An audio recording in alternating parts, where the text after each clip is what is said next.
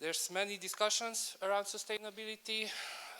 There's many approaches to it, and there's a long debate about what it is really, and the topic goes from things like hugging trees and saving polar bears through regulations and compliance to regulations and targets, emission targets, up to the point where we talk about the saving of our species itself and apocalyptic days if we don't act today based on, driven by the climate change.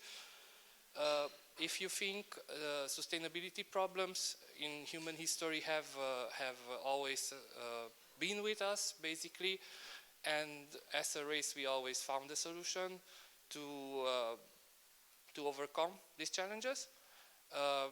Just think about the Industrial Revolution, which helped us overcome famine and hunger and really a lot of problems. And it had very clear benefits, but also at the end it came with clear caveats that we are addressing now through our effort to make this a bit better world. Hi all, my name is Imre Zoltani. I lead the AHS and sustainability practice at Industry X Accenture Romania. And I'm really a technical guy in the background. So what I do best is software development, just like probably most of you. And based on my role here, and together with my team, we work together with a lot of global clients for which we are finding solutions, we are implementing software, and we are helping them really better manage their sustainability targets, goals, and get better visibility on what they are doing and how they are performing. Based on the work we are doing with the clients, and that's where my 3 pillars come from.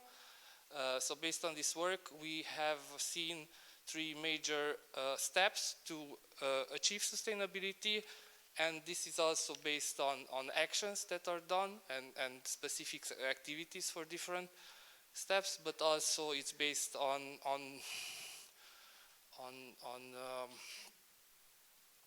maturity of process and approach at different companies. When I'm talking about companies, I'm really talking big global companies with tens of thousands, maybe hundred thousands of employees and hundreds of factories across the globe. So sustainability is even a big challenge for them because they have a lot of diversity also in the way they are approaching it, but also regional, very different regional compliance expectations apply to them. The first pillar I want to talk about is really the data gathering and understanding the status quo of where they are. And the challenge, the biggest challenge that we see is that, again, big companies, they have lots of entities across the globe. They have maybe entities that join through acquisitions. They have different regional entities that do things just a little bit differently historically. And that creates a huge data management problem, really gathering the data, understanding it, and aggregating it at the end. It's really a almost impossible task. These clients we are helping. There's a lot of software solutions in the market that you can implement that gather that data on different entities level, and then you can aggregate. Of course, this kind of data gathering always has to start with a harmonization, bringing the whole organization into the same parameters and starting gathering that data. Then once that's done, what we have seen, it's a lot of better trust and confidence in what they see as or what they report, right? And then tools and solutions, we see things like Excel-like solutions that are deployed to different entities, up to digital twins that we implement in different cases. So imagine we model the process, and then we integrate with operational data sources like historians, and the system is able to crunch the data and get the best out of it, and and then get this good understanding to our clients. Once the data is collected and it's trustworthy, the clients can review it at our management level, and then they can devise strategies and different approaches for sustainability. These approaches are primarily or seem to be primarily driven by their own targets, but also the different regulations that they have and compliance matters. But more and more companies become proactive in really getting better outcome from sustainability. If you think sustainability means making something better, making less emissions, that means optimizing a process, optimizing something, and that optimization will start bringing really monetary benefits. So as the sustainability technology becomes cheaper because people are adopting it more and more, but also as companies see financial benefits, there's a lot of potential in the market. And yeah, just to give you an example, that sustainability is not only about carbon emission, but it can be very positive from a financial way. Just think about electric cars. 2 or 3 years ago, really everybody was skeptical about them. But today everybody's trying to get a Dacia or trying to get an electric car, maybe mount some solar panels, and solve really a lot of financial problems with the raising energy prices.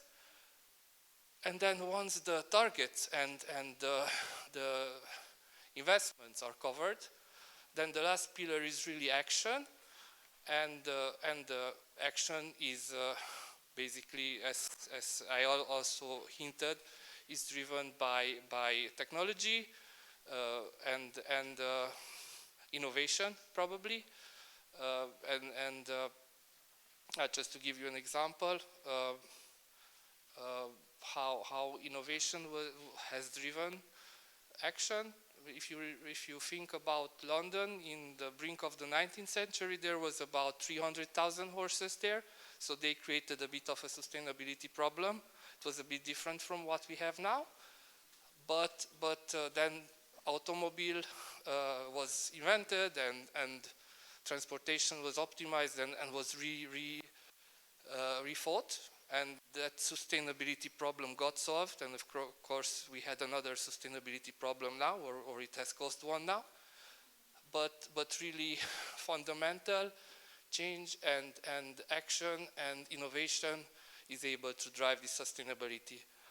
And to conclude, I think nowadays we are in a very good position. We are sustained by technology. We are sustained by need to change something, and yeah, really we have it in our hands to change the world. Thank you.